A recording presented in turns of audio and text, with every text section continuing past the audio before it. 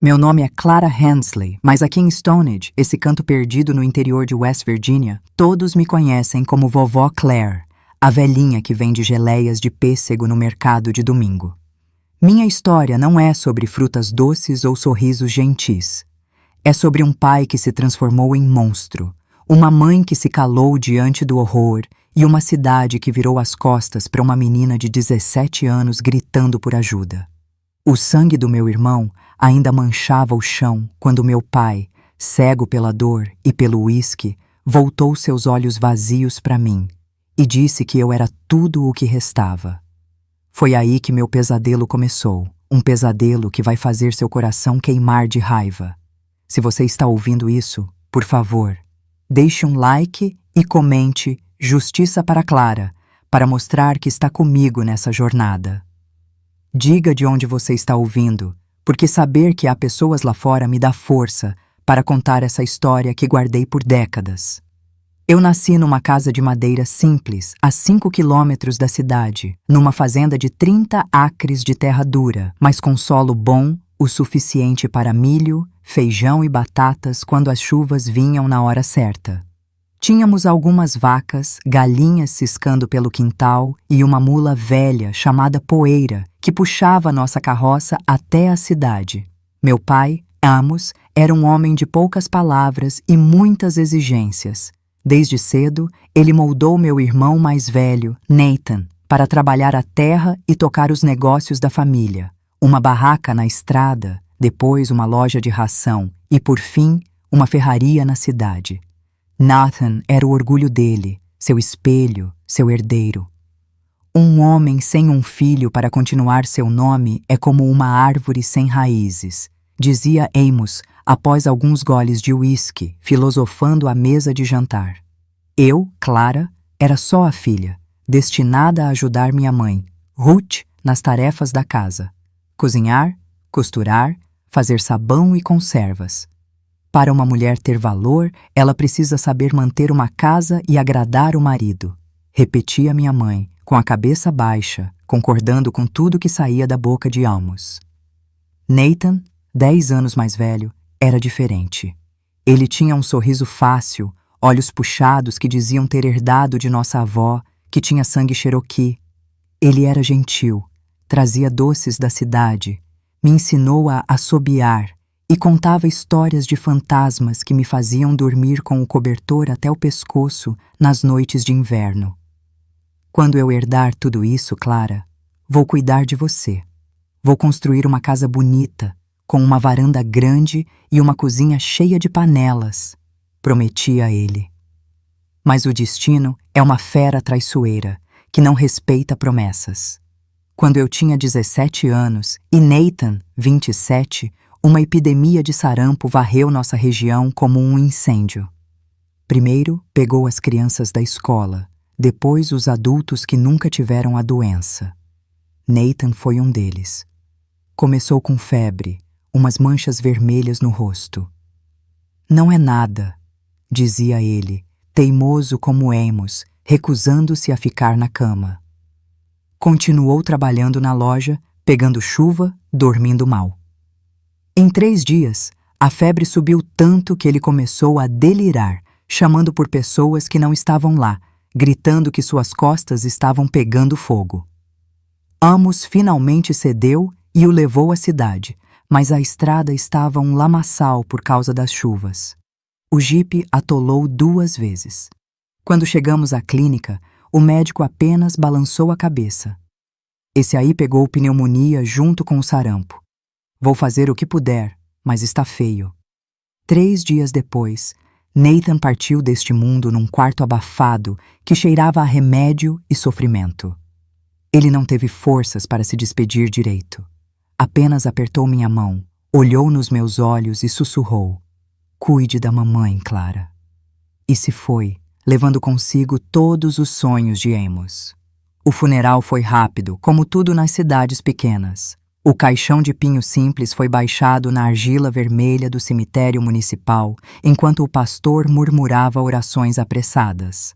Amos não derramou uma lágrima. Ficou lá como uma estátua de cimento, chapéu na mão, olhos fixos no buraco que engolia seu único filho. Minha mãe, Ruth, chorava baixo, apoiada em mim, suas pernas fraquejando a cada pá de terra que caía. Voltamos para casa num silêncio pesado que parecia sufocar até nossos pensamentos. Eu não sabia ainda, mas aquele silêncio era apenas a calmaria antes da tempestade. Por uma semana, Amos mal saiu do quarto. Quase não comia, não falava com ninguém. Eu o ouvia andando de um lado para o outro à noite, as tábuas do assoalho rangendo sob seus passos pesados. Às vezes, o tilintar de vidro indicava que ele estava bebendo da garrafa que escondia no armário. Na 7ª noite após o funeral, acordei com um estrondo. Corri para a sala em minha camisola e encontrei Amos no meio da casa, a mesa de jantar virada, pratos quebrados no chão e sangue. Um sangue que nunca esquecerei, escorrendo de um corte em sua mão, onde um caco de vidro havia entrado fundo. "Nada mais faz sentido", gritou ele, os olhos vidrados como os de um animal ferido. "Por que construir? Por que trabalhar? Por que guardar se não tenho ninguém para deixar isso tudo?" Ruth tentou acalmá-lo, falando baixo, aproximando-se devagar como quem se aproxima de um cão raivoso. "Temos a menina, Amos. Temos a Clara." Foi então que ele virou aqueles olhos vazios para mim e disse as palavras que mudariam minha vida para sempre. "Essa aí? O que uma mulher vai fazer com tudo que construir? Ela vai entregar tudo ao primeiro homem que aparecer." "Não, Ruth. Só me resta ela agora. E ela terá que servir para alguma coisa." Um calafrio percorreu minha espinha. Eu não entendia completamente o que ele queria dizer. Mas algo dentro de mim, talvez o mesmo instinto que faz um pássaro voar antes que a cobra ataque, me avisou que eu estava em perigo. Enquanto limpava a bagunça que Amos fez, sussurrei para vocês que estão ouvindo. Se puderem, deixem um comentário dizendo "Justiça para Clara" e de onde estão ouvindo. Isso me dá coragem para compartilhar essa história que carrego há tantos anos. Nos dias que se seguiram, Amos começou a mudar. Ele me olhava de forma estranha durante as refeições, com um brilho doentio nos olhos. Começou a exigir que eu aprendesse sobre os negócios, que eu acompanhasse a loja na cidade, que entendesse as contas, as compras, o estoque. "Se você vai herdar tudo isso, precisa saber cuidar", dizia ele. Mas não havia cuidado naquelas palavras, apenas uma raiva contida, como se cada explicação fosse uma acusação. "Você não é Nathan, nunca será." À noite, após o jantar, ele bebia mais do que o costume. O uísque, que antes era apenas um gole ou dois, tornou-se 1 ou 2 garrafas inteiras. E com a bebida vinha a violência. Primeiro contra objetos, quebrando cadeiras, socando paredes, chutando portas. Depois contra minha mãe. Um empurrão aqui, um tapa ali, sempre acompanhado de acusações sem sentido. "Foi sua culpa, Ruth. Você não cuidou dele direito quando ele era pequeno. Você o fez fraco." Ruth apenas abaixava a cabeça e aceitava, como se merecesse. Eu tentava interferir. Colocava-me entre eles, levava alguns empurrões também, mas nada comparado ao que estava por vir. 3 semanas após o funeral de Nathan, acordei no meio da noite com o ranger da minha porta. Pensei que fosse Ruth, que às vezes vinha me cobrir quando as noites ficavam frias. Mas o cheiro forte de uísque e suor me alertou imediatamente. Era Amos, cambaleando na escuridão, aproximando-se da minha cama.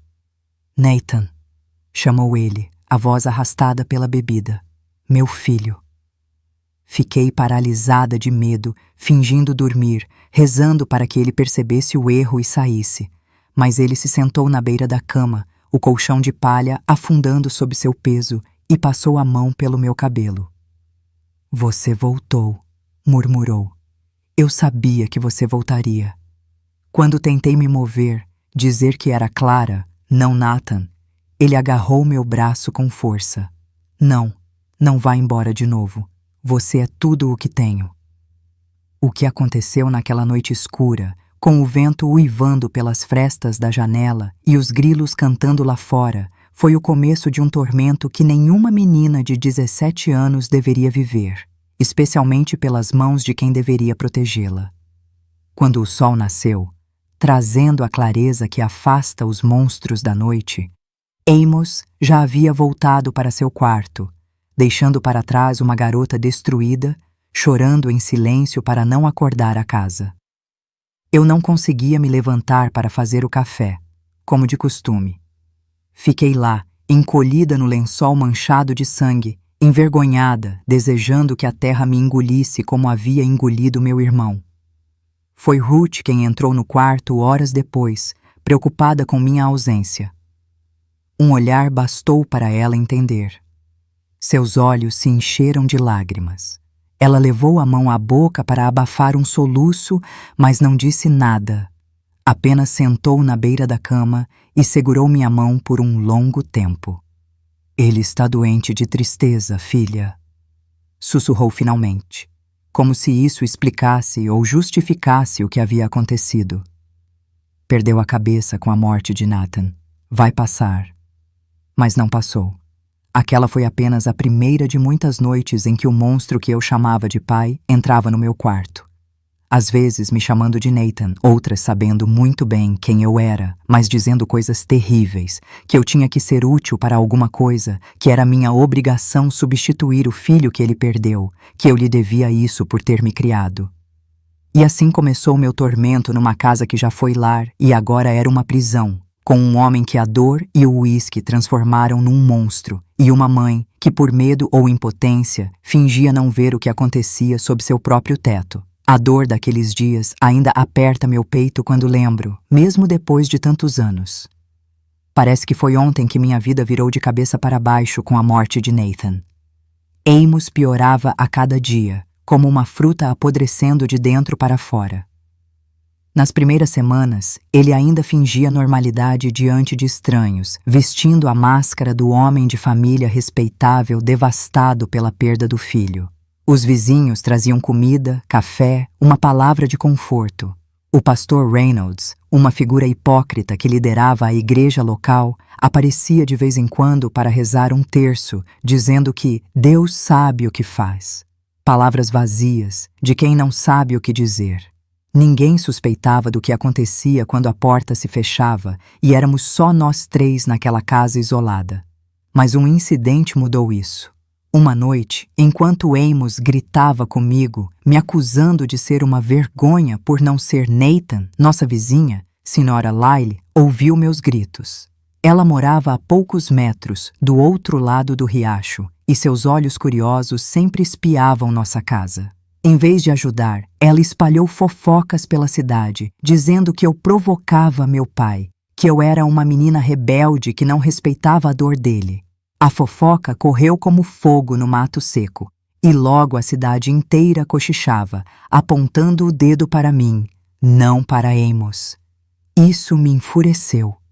Como podiam culpar uma menina de 17 anos, enquanto o verdadeiro monstro era protegido pelo silêncio da comunidade? O pastor Reynolds, que deveria ser um guia moral, veio à nossa casa após ouvir os rumores. Ruth, desesperada, tentou contar a ele, com lágrimas nos olhos, que Amos estava fora de controle, que precisava de ajuda. Mas o pastor a interrompeu com um sermão. Ruth, sua fé está fraca. Um homem sofre quando perde um filho. Você deve apoiar seu marido, não julgá-lo. Ele saiu sem olhar para mim, sem perguntar por que eu tremia em um canto, com olheiras profundas e um olhar de quem havia perdido a luz. A indiferença dele, a traição da Sra. Lyle e o silêncio cúmplice da cidade me fizeram sentir que estava sozinha contra o mundo. Amos continuou a descer em sua loucura. Na loja de ferragens, ele gritava com clientes, acusando-os de roubo sem provas. Via sombras de Nathan nos cantos escuros, atrás das pilhas de tijolos, entre os sacos de cimento. Os clientes começaram a evitar a loja. Quem quer fazer negócios com um homem que fala sozinho, que derruba mercadorias no chão em acessos de raiva, que um dia vende a crédito com sorrisos e no outro ameaça o mesmo cliente com uma faca por causa de troco? O farmacêutico da cidade, Sr. Evans, prescreveu um remédio para Amos, uns comprimidos brancos que vinham num frasco escuro com rótulo em latim. É para acalmar os nervos, disse ele. Ruth tentou fazer Amos tomar, escondendo no café, mas ele sempre desconfiava. Querem me envenenar, mulher? Acham que não sei o que você e sua filha estão tramando? Numa dessas ocasiões, ele jogou o café quente no rosto de Ruth. A queimadura deixou uma marca vermelha em sua bochecha que nunca sarou direito. Mesmo assim, ela o defendia, dizendo aos outros que não era culpa dele, que era a dor da perda que havia roubado sua mente. Ruth, por que não vamos embora? Perguntei uma noite, enquanto passávamos banha nas costas dela, onde o cinto de Amos havia deixado vergões roxos. Podemos ir para a casa da tia Esther em Charleston. Você mesma diz que ela sempre nos convida. Ruth apenas balançou a cabeça, os olhos baixos, a voz quase sumida. E deixar seu pai assim doente? O que os outros vão pensar? Não, menina, homem é homem. Temos que aguentar. Deus quis assim. Ela fez uma pausa, passou a mão no rosto cansado. Além disso, aonde eu iria com uma filha? Uma filha que não serve mais para casar. Essas palavras cortaram mais fundo que qualquer cinto. Ruth sabia o que acontecia nas noites em que Amos entrava no meu quarto. Ela sabia e não fazia nada. Pior, achava que a vergonha era minha, não dele. Naquela época, uma garota que não era mais virgem, independentemente do motivo, era considerada estragada. Quem iria querer casar com ela? Sem casamento, que futuro ela teria? Engoli as lágrimas e o ódio que começava a crescer dentro de mim. Ódio não só de Amos, mas também de Ruth, da vida, de Deus, de tudo e de todos que permitiam que isso acontecesse. Com os negócios da cidade falindo aos poucos, Amos passava mais tempo em casa, o que só piorava as coisas. Agora, eu temia não só as noites, mas também os dias. Qualquer momento em que Ruth saía para buscar água no poço, colher um legume na horta ou estender roupa no varal, ele podia aparecer. Aquele cheiro de uísque barato anunciava sua chegada antes mesmo dos passos pesados. Você se parece com sua mãe quando era jovem, dizia ele às vezes, com um olhar que gelava minha alma. Mas tem o jeito decidido de Nathan. Sim, tem um pedaço dele em você. Eu sempre soube. A cidade, que deveria ser um refúgio, tornou-se um lugar de julgamento. A senhora Lyle espalhava mentiras, dizendo que eu seduzia meu próprio pai, que eu era uma desavergonhada. As mulheres no mercado cochichavam quando eu passava, os homens desviavam o olhar, mas não por respeito, por pena ou desprezo. Até o pastor Reynolds, em seu sermão de domingo, fez uma indireta, falando sobre filhas que desonram suas famílias. Eu queria gritar, contar a verdade, mas quem acreditaria em mim contra Amos, o homem devastado pela perda do filho? A raiva que eu sentia não era só por Amos, mas por todos eles.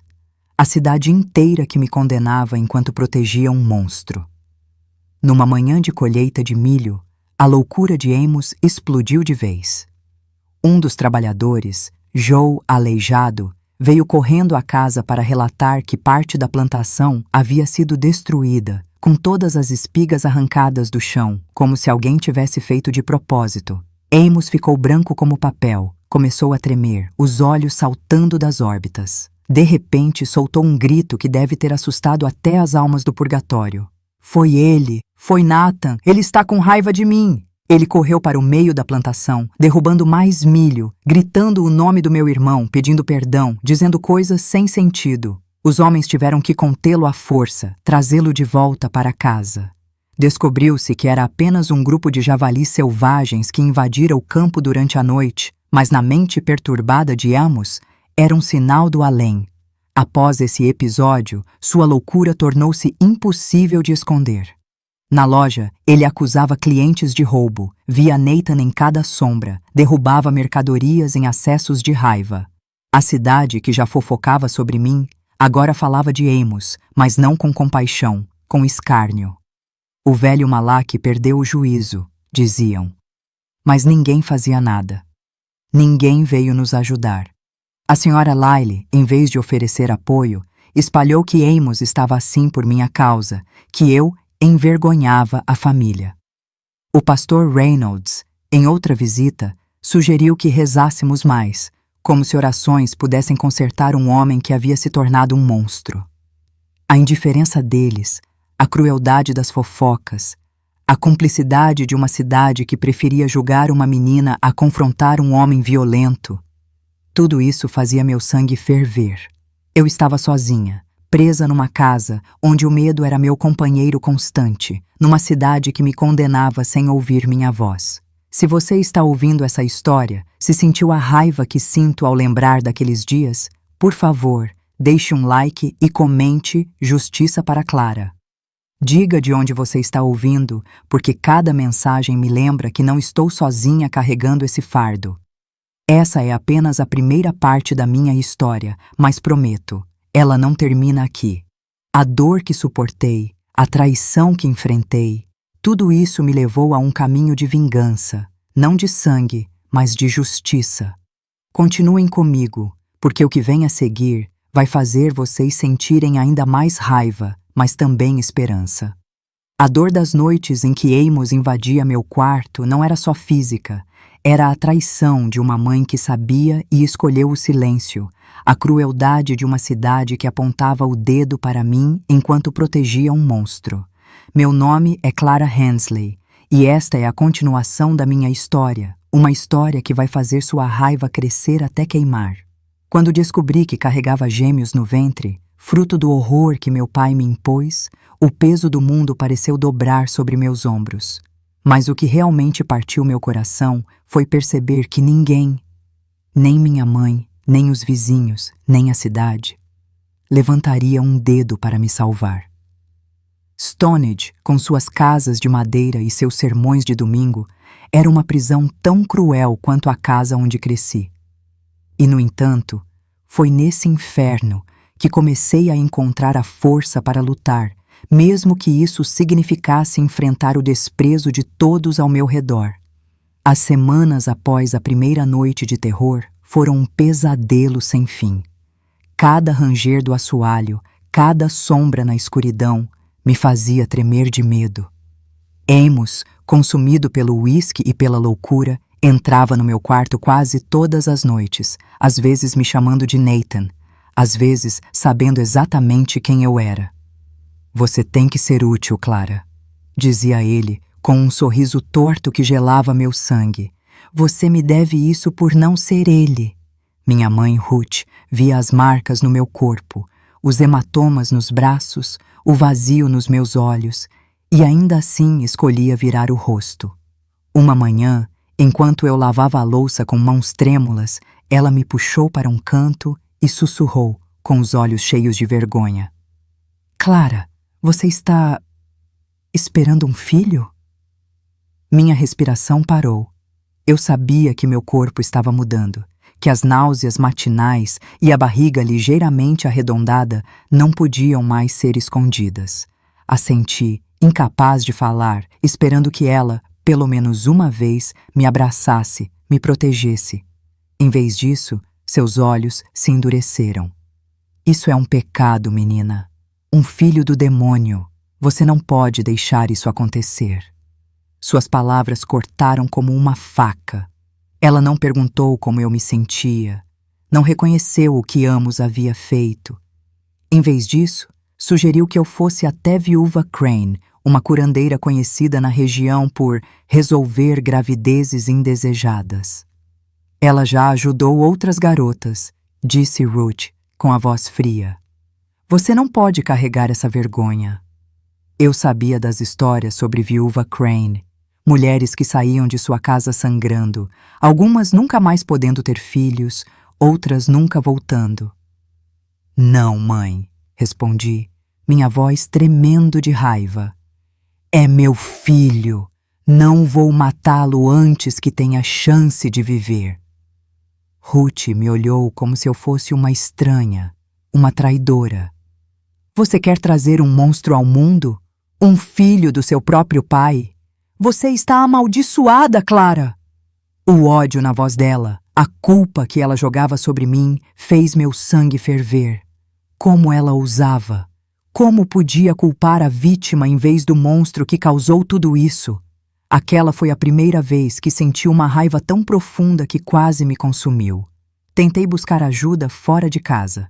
Minha amiga Lila, uma balconista da loja de tecidos da cidade, era a única pessoa em quem eu confiava. Ela era jovem, como eu, com olhos gentis e um coração que ainda não havia sido endurecido pela vida. Uma tarde, escondidas atrás da igreja, contei a ela o que Amos fazia. Lágrimas escorriam pelo meu rosto, enquanto eu confessava a dor que carregava. Lila segurou minhas mãos, prometendo ajudar.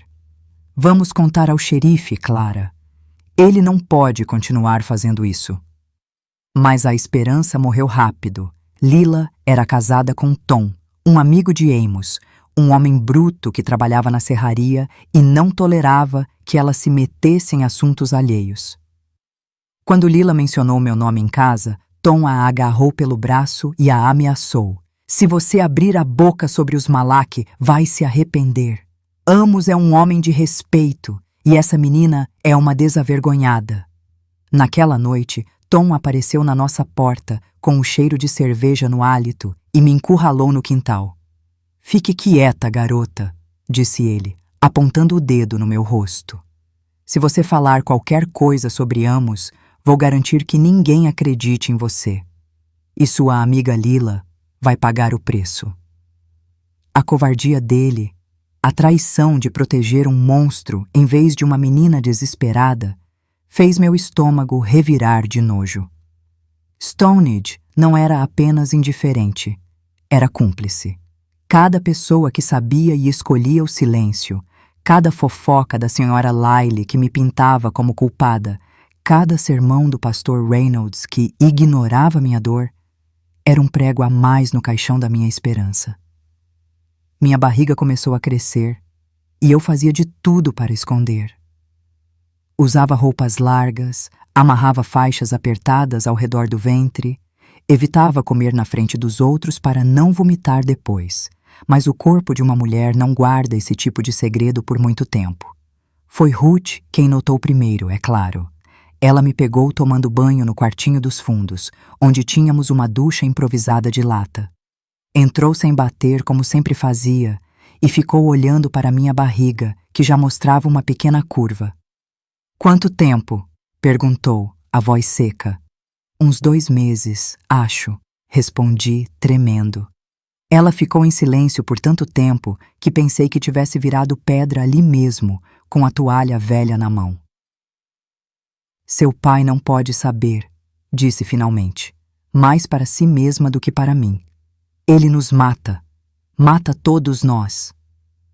Pela primeira vez, ela admitiu que Amos era perigoso, que ele poderia fazer algo pior do que já havia feito. E o que vamos fazer? Perguntei, a voz falhando, as mãos instintivamente cobrindo minha barriga. Tem uma mulher em Coal Hollow, Viúva Crane. Ela cuida desses problemas. Meu sangue gelou. Eu sabia o que significava cuidar. Sabia das garotas que nunca mais foram as mesmas depois de visitar aquela mulher. Não, mãe, não vou fazer isso. É meu filho. Ruth perdeu o controle, algo raro nela. Seu filho, um filho do pecado, um monstro nascido dessa abominação, gritou, as palavras cheias de superstição. Naquela época, acreditava-se que crianças nascidas de relações entre parentes próximos eram amaldiçoados, marcadas pelo pecado. Não sei, mãe. Só sei que não vou matar meu filho antes que ele nasça. A conversa terminou com Ruth saindo e batendo a porta, me deixando sozinha, a água fria da ducha misturando-se às minhas lágrimas quentes. Nas semanas seguintes, Ruth tentou de tudo para acabar com a gravidez. Chá de arruda, chá de canela, banhos quentes. Me fez pular de banquinhos, carregar baldes pesados de água, tudo na esperança de que o bebê não sobrevivesse. Nada funcionou. Surpreendentemente, Amos não notava nada. Ele estava cada vez mais perdido em sua própria loucura, falando com Nathan como se ele estivesse sentado à mesa, brigando com inimigos invisíveis, passando dias inteiros trancado no quarto com suas garrafas e seus demônios pessoais. Mas o inferno em casa atingiu seu ápice numa noite de véspera de Natal. Amos voltou da cidade mais bêbado que o normal, carregando um embrulho debaixo do braço. Chamou todos para a sala. Eu, Ruth e os 2 empregados que ainda restavam na fazenda, Joe aleijado, que cuidava do gado, e Nellie, que ajudava Ruth na casa. Hoje é um dia especial, anunciou cambaleando, a voz arrastada. Hoje meu filho Nathan vai ganhar um presente. Ele abriu o embrulho e tirou um par de botas de couro novas, do tipo caro que só os fazendeiros ricos usavam. Botas que nunca calçariam os pés de um homem morto há meses. Onde ele está? Onde está meu filho? Começou a gritar, olhando ao redor como se esperasse que Nathan aparecesse de repente. Eu sei que ele está aqui. Posso sentir o cheiro dele. Joe, aleijado, tentou acalmá-lo, dizer que Nathan havia morrido, que ele precisava descansar. Amos agarrou a lamparina de querosene que iluminava a sala e a jogou na direção do velho. Por sorte, Joe se abaixou a tempo. A lamparina explodiu contra a parede, o fogo se espalhando rapidamente pelo papel de parede velho e seco. Em minutos, a sala estava em chamas. Corremos todos para fora, exceto Amos, que continuava gritando o nome de Nathan, dizendo que ia salvar seu filho das chamas. Foi Nellie quem voltou correndo e o arrastou para fora antes que o telhado desabasse. Ele saiu contorcendo-se, as roupas chamuscadas, o cabelo queimado, mas vivo. Não pudemos fazer nada além de assistir nossa casa virar cinzas. O poço ficava muito longe, e mesmo que tivéssemos água suficiente, o fogo já havia consumido tudo. Perdemos quase tudo naquela noite. Móveis, roupas, memórias, o pouco dinheiro que ainda tínhamos guardado numa lata enterrada debaixo da cama dos meus pais. Passamos o resto da noite no celeiro, encolhidos na palha, cobertos com os poucos trapos que Joe conseguiu juntar. Foi o Natal mais triste que já vivi. Na manhã seguinte, ainda em choque, olhando para as ruínas fumegantes do que havia sido nosso lar, Ruth finalmente tomou uma decisão que deveria ter tomado há muito tempo. Chega, Amos, disse ela, a voz firme como eu nunca havia ouvido. Você precisa de ajuda. Todos nós precisamos. Amos estava sentado num toco de madeira, os olhos vazios fixos no nada, toda a raiva da noite anterior substituída por uma apatia assustadora. Ele nem respondeu. Vamos para a casa da minha irmã em Charleston, continuou Ruth. Lá tem médico de verdade, hospital.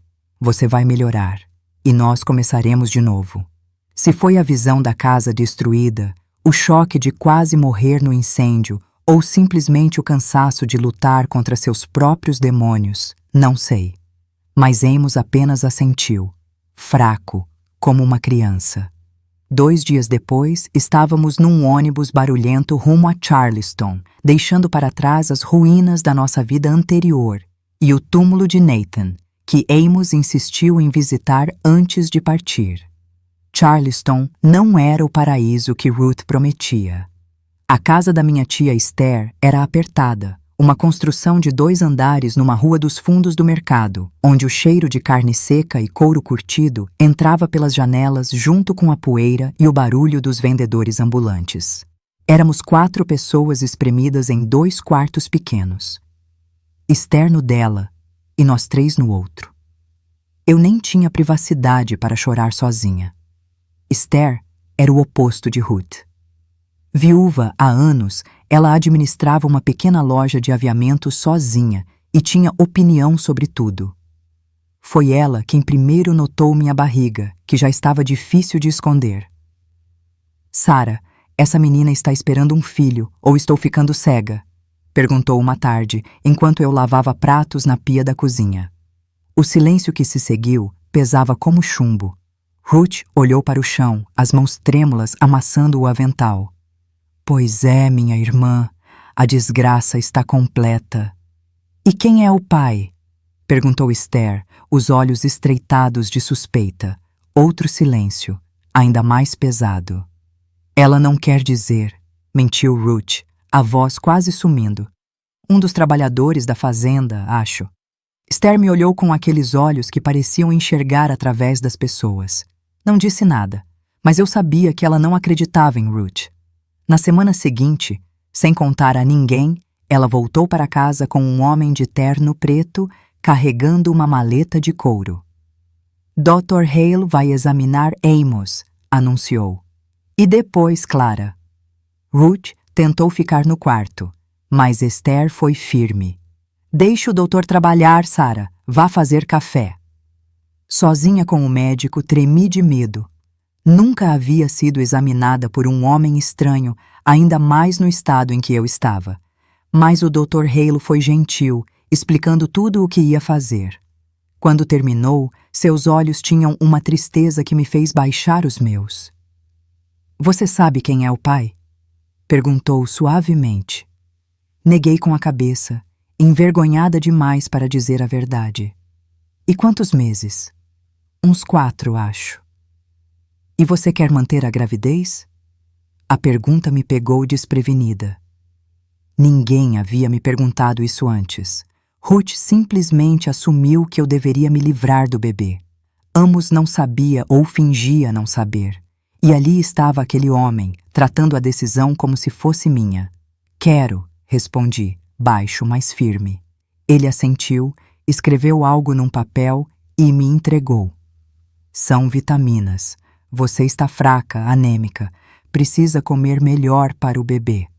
Quando saímos do quarto, Ruth e Esther estavam esperando na sala, tensas como cordas de violino esticadas demais.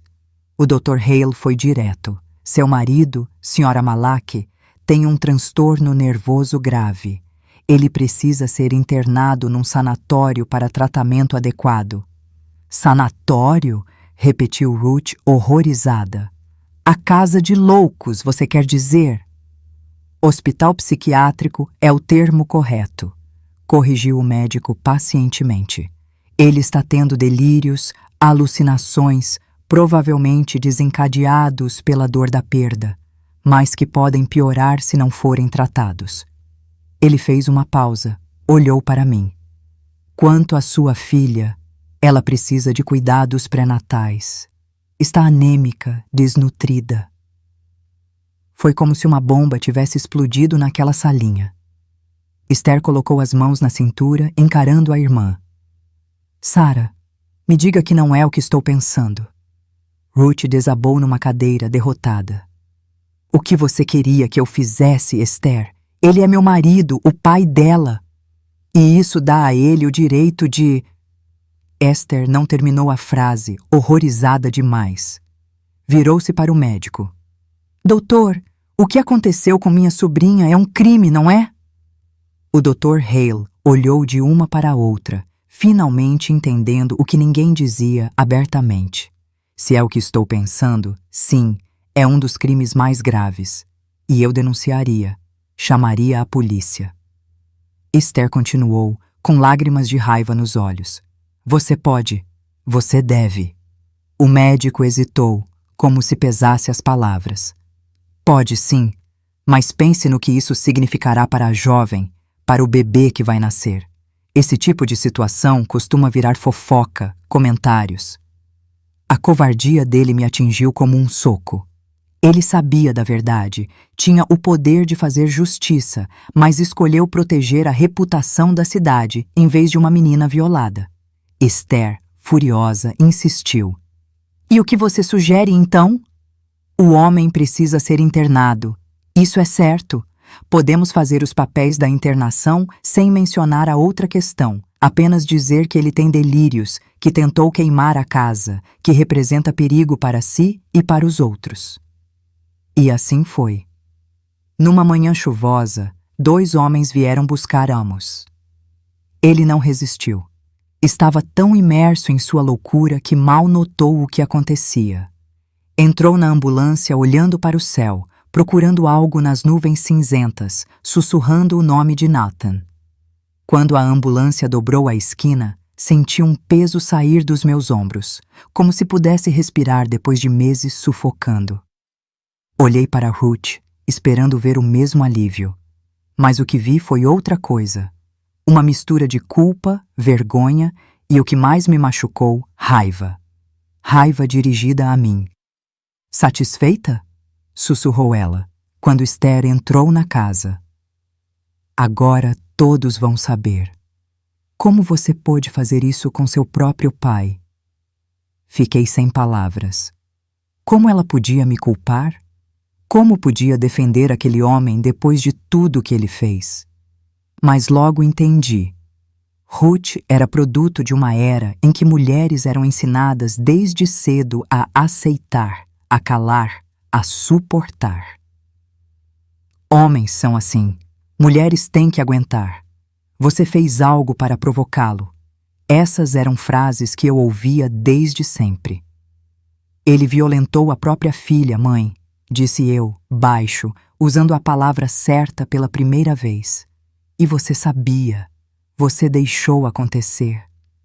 Ela me deu um tapa no rosto, o único que me deu em toda a minha vida.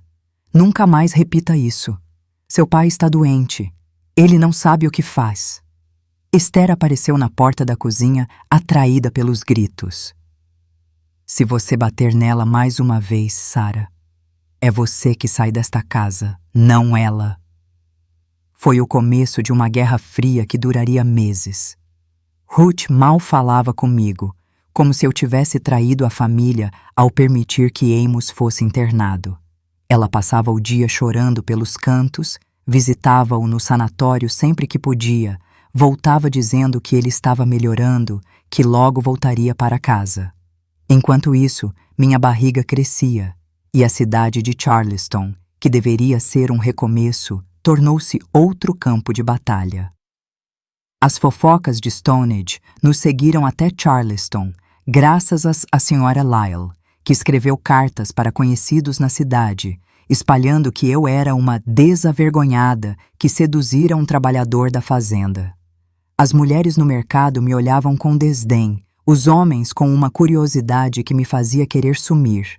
Até o pastor Reynolds, que visitava Charleston de vez em quando, fez questão de me encontrar na rua e dizer: Clara, Deus perdoa os pecadores que se arrependem. Confesse seus pecados, menina. Ele não perguntou pela verdade, não quis saber o que eu havia sofrido. Sua hipocrisia, a cumplicidade da cidade, a traição de Ruth, a covardia do Dr. Hale, tudo isso alimentava uma raiva que crescia dentro de mim como uma tempestade.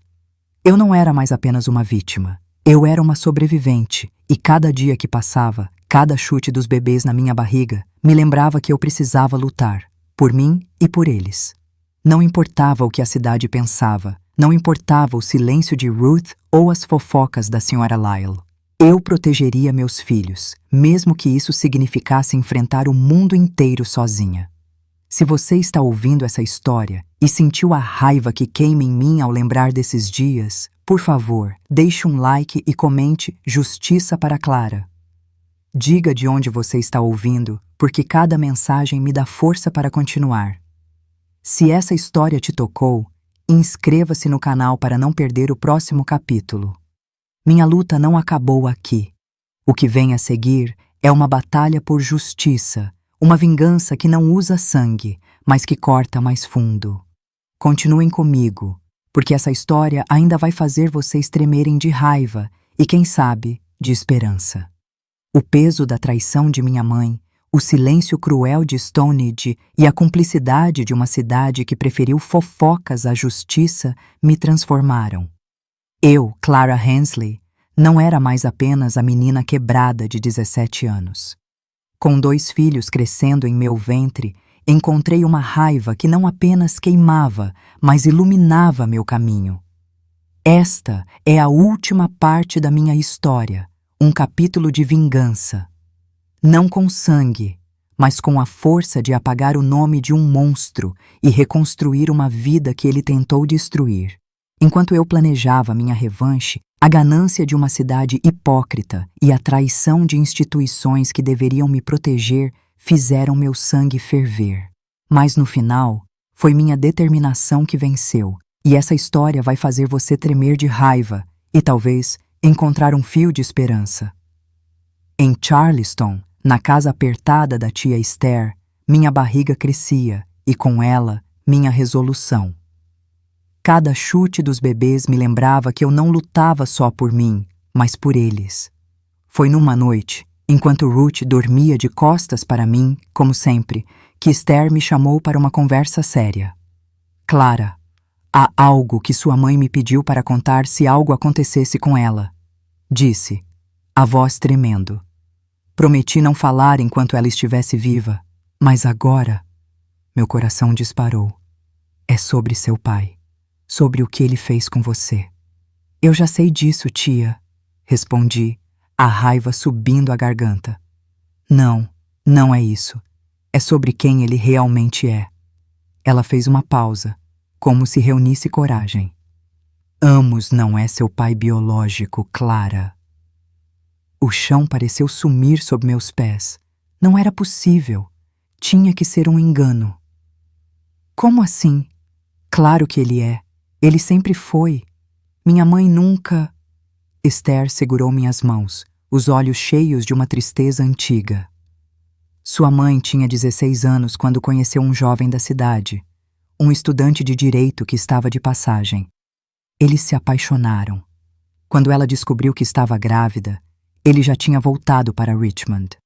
Meus pais, seus avós, ficaram furiosos. Arranjaram um casamento às pressas com Amos, que era capataz na fazenda vizinha e cobiçava as terras que meu pai deixaria como herança. Ele aceitou casar com ela, sabendo que ela estava grávida de outro, com a condição de que ninguém nunca soubesse a verdade, que você fosse registrada como filha dele. Escutei tudo como se estivesse num sonho, ou pesadelo. Meu pai verdadeiro, um juiz em Washington, nunca soube de mim. E Amos, o homem que me criou, sempre me viu como a prova viva da traição de Ruth, uma intrusa na família que ele foi forçado a aceitar. Isso explicava tudo. Seu desprezo por mim desde pequena, sua obsessão por Nathan, seu único filho de verdade, e a facilidade com que cruzou a linha proibida, violando a filha que nunca considerou sua. A revelação era uma faca de 2 gumes, aliviava a culpa que eu carregava, mas acendia uma raiva ainda mais profunda. Amos não era meu pai, mas isso não diminuía o horror do que ele fez. Pelo contrário, tornava tudo mais vil, mais cruel. Essa verdade mudou tudo. Minha vingança não seria apenas por mim, mas por apagar o legado de um homem que destruiu tantas vidas. Não seria uma vingança de sangue. Eu não sujaria as mãos como ele sujou a alma. Seria algo mais devastador, tirar dele seu nome, sua herança, tudo o que ele valorizava. Foi então que James, o jovem farmacêutico que conheci em Charleston, entrou de vez na minha vida. Ele era diferente de todos os homens que eu conhecia, educado, gentil, paciente com minha história complicada. Quando finalmente contei a verdade, não a versão da viúva que todos acreditavam, esperei ver nojo ou rejeição. Em vez disso, vi compaixão e uma raiva justa, não contra mim, mas contra Amos. Esse homem precisa pagar pelo que fez a você, a sua mãe, aos seus filhos, disse ele segurando minhas mãos. Ele está pagando, respondi, trancado naquele sanatório, perdendo a cabeça. Não é o suficiente, Clara. Você quer que ele saiba que falhou, que não deixou nada neste mundo. James entendeu exatamente o que eu queria. Como farmacêutico, ele conhecia médicos, advogados, pessoas que poderiam nos ajudar. E assim começou nosso plano para destruir legalmente o homem que arruinou minha infância. O primeiro passo foi encontrar um advogado em Richmond, Sr. Vargas, amigo de infância de James. Expliquei minha situação, a verdade sobre meu nascimento, o abuso que sofri, os gêmeos que nasceram daquela violência, meu desejo de cortar qualquer laço legal com Amos. "O que exatamente você quer, senhorita?" perguntou o advogado, após ouvir tudo em silêncio. "Quero mudar meu nome e o dos meus filhos. Não quero nada dele, nem o sobrenome, nem as terras, nem um centavo. Quero que seja como se nunca tivéssemos existido para ele." O Sr. Vargas explicou que seria complicado. Provar que Amos não era meu pai biológico sem um teste de paternidade, algo raro na época, seria quase impossível. Provar o abuso significaria expor toda a história em tribunal, sujeitando-me ao julgamento público. "Você tem certeza de que quer passar por isso, Clara? Será doloroso, e as crianças, um dia, farão perguntas." "Tenho certeza", respondi, sem hesitar. "Prefiro que meus filhos saibam a verdade quando forem grandes o suficiente, do que crescerem carregando o nome de um monstro." Enquanto preparávamos o processo, continuei trabalhando no hospital de Charleston, onde consegui um emprego como auxiliar de enfermagem. O trabalho era duro. Lavar pacientes, trocar lençóis, alimentar os mais debilitados, mas eu descobri que tinha um dom. Minhas mãos eram gentis ao limpar feridas, minha voz firme mas calma ao tranquilizar pacientes agitados. Foi lá que conheci a enfermeira Margarida, uma mulher de meia idade que se tornou minha mentora. Ela me ensinou a dar injeções, medir pressão, reconhecer sintomas de doenças. E, mais importante, ela acreditou em mim quando contei minha história. "Você é mais forte do que imagina, Clara", dizia ela. "Não deixe ninguém te dizer o contrário." Foi Margarida quem me conectou ao Dr. Tomás, um jovem médico da ala psiquiátrica.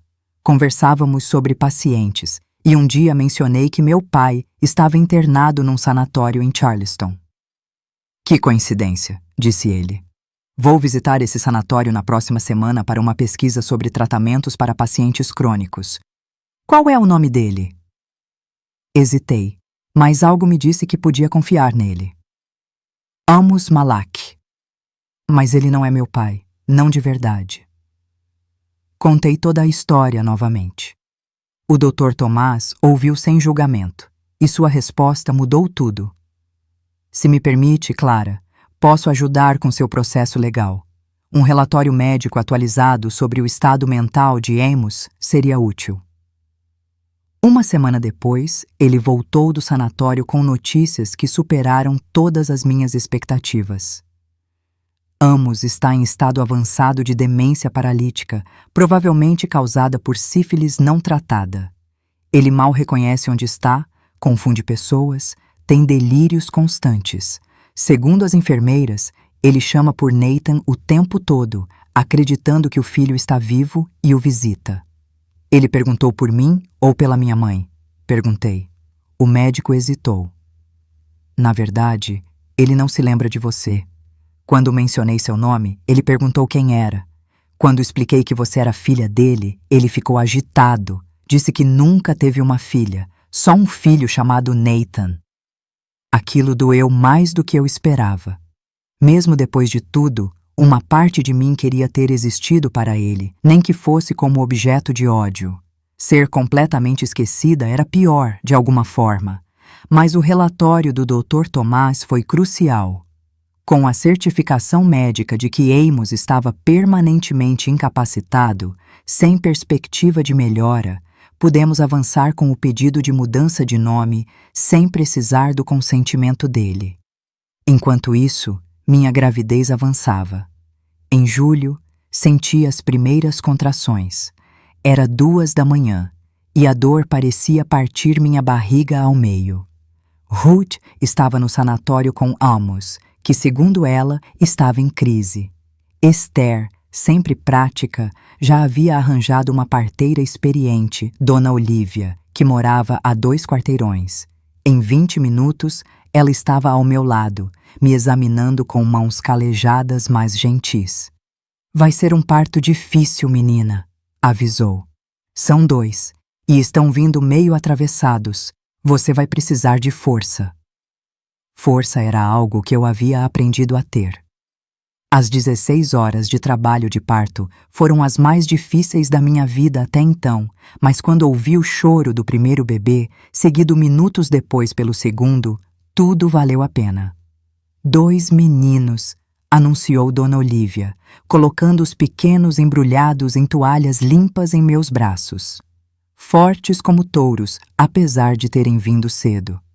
Olhei para aqueles rostinhos vermelhos, enrugados, perfeitos, e não vi nenhuma sombra de Amos. Apenas vida nova, pura, esperando para ser escrita. Quais serão os nomes? Perguntou Esther, lágrimas escorrendo por seu rosto enrugado. Daniel e Tomás, respondi, sem pensar muito. Nomes bíblicos que significavam Deus é meu juiz e gêmeo, porque apesar de tudo, eu ainda queria acreditar que Deus não me havia abandonado completamente. Mas a paz dos primeiros dias com meus filhos foi interrompida por uma nova traição. O Conselho Municipal de Stonehenge, liderado pelo pastor Reynolds, descobriu que Amos estava internado e que as terras da família estavam sem dono. Eles decidiram que as terras deveriam ser confiscadas para o bem da comunidade. Na verdade, para vendê-las a um rico fazendeiro que queria expandir suas plantações.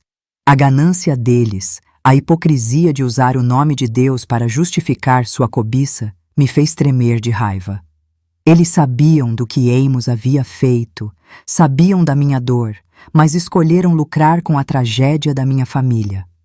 A senhora Lyle, sempre ela, espalhou pela cidade que eu não tinha direito às terras porque não era filha de verdade de Amos.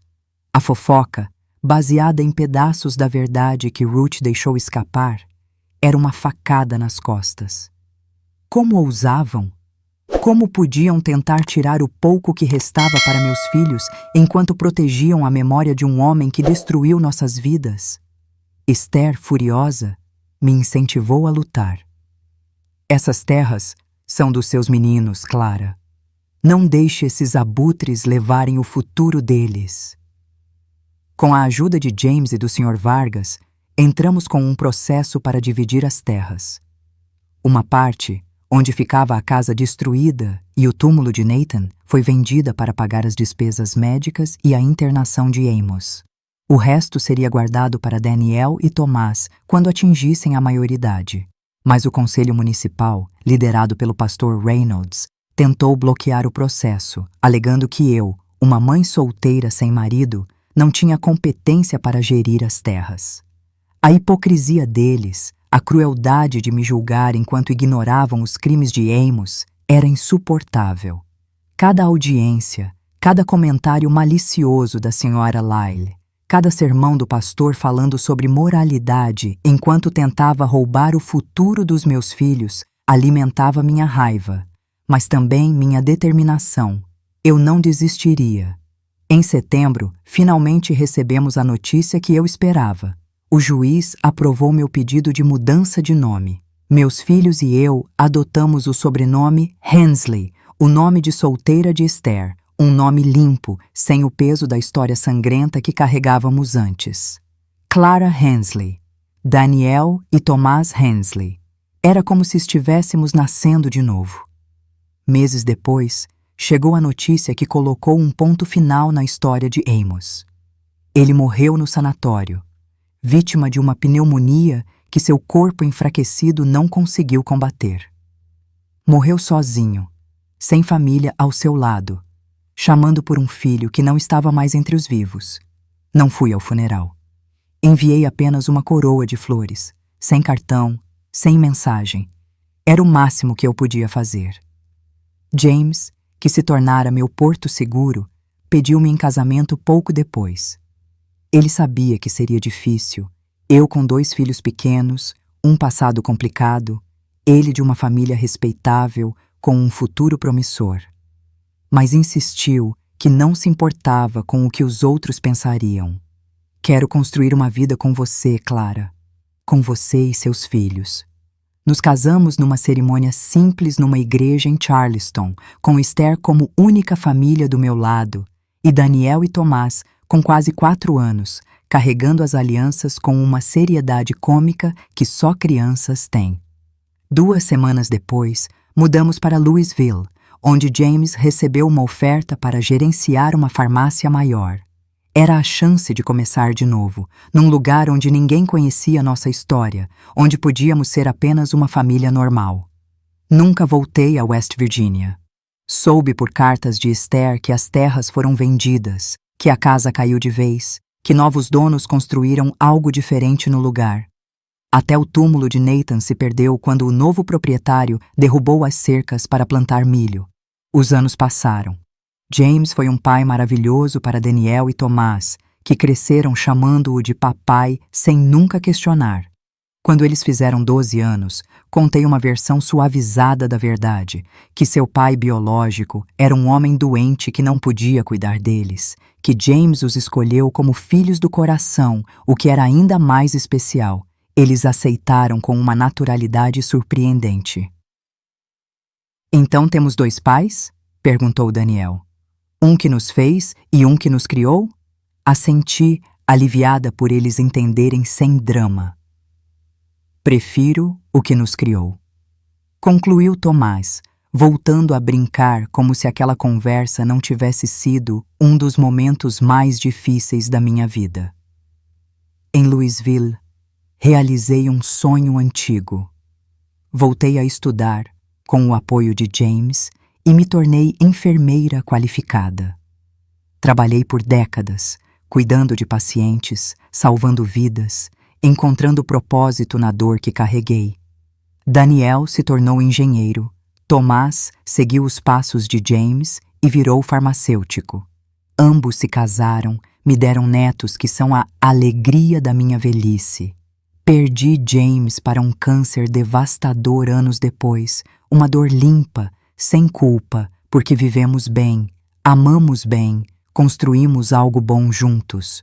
Hoje, aos 84 anos, olhando para trás, vejo que minha vingança foi mais completa do que eu poderia imaginar. Amos queria tanto deixar um legado, perpetuar seu nome através de um filho. No final, seu nome morreu com ele. Seus netos biológicos, os filhos da filha que ele desprezava por não ser sua, carregam outro sobrenome, chamam outro homem de pai. Construíram vidas brilhantes, sem nunca saber do mal que corria no sangue dele. E a cidade? Stonehenge nunca se redimiu. Mas minha amiga Lila, que finalmente se libertou de Tom, publicou uma carta no jornal local anos depois, expondo a cumplicidade da cidade, o silêncio do pastor Reynolds, as fofocas da senhora Lyle. A carta causou um escândalo, mas era tarde demais para mudar o passado. Minha justiça não veio da cidade, mas da vida que construí, da família que criei, do nome que apaguei. Se você ouviu essa história até o fim, se sentiu a raiva que senti contra um homem que destruiu tantas vidas, contra uma cidade que escolheu o silêncio, por favor, deixe um like e comente Justiça para Clara. Diga de onde você está ouvindo, porque cada mensagem me faz sentir que não estou sozinha. Inscreva-se no canal para ouvir mais histórias de mulheres que, como eu, encontraram força onde parecia não haver nenhuma. Minha história termina aqui, mas a sua reação pode ajudar outras vozes a serem ouvidas. Continue comigo, porque juntos podemos gritar por justiça. A história de Clara Hensley é um soco no estômago, uma narrativa que desperta raiva, dor e, acima de tudo, admiração pela resiliência humana. A traição de sua família e a cumplicidade de uma cidade que preferiu o silêncio à justiça mostram como o medo e a hipocrisia podem perpetuar o sofrimento. No entanto, a força de Clara para superar o abuso, proteger seus filhos e reconstruir sua vida é uma lição poderosa. Dela, aprendemos que a verdadeira vingança não está na violência, mas em viver bem, em transformar a dor em propósito. Na vida, podemos aplicar isso enfrentando adversidades com coragem, buscando apoio em pessoas confiáveis e nunca permitindo que o passado defina nosso futuro. Como brasileiros que valorizam a família e a comunidade, devemos romper o silêncio diante da injustiça, apoiar quem sofre e lutar por um mundo mais justo. Se essa história tocou seu coração, deixe um like, compartilhe com quem precisa ouvir e inscreva-se no canal para mais histórias inspiradoras. Comente "Força, Clara" e diga de onde você está ouvindo. Sua voz pode fazer a diferença.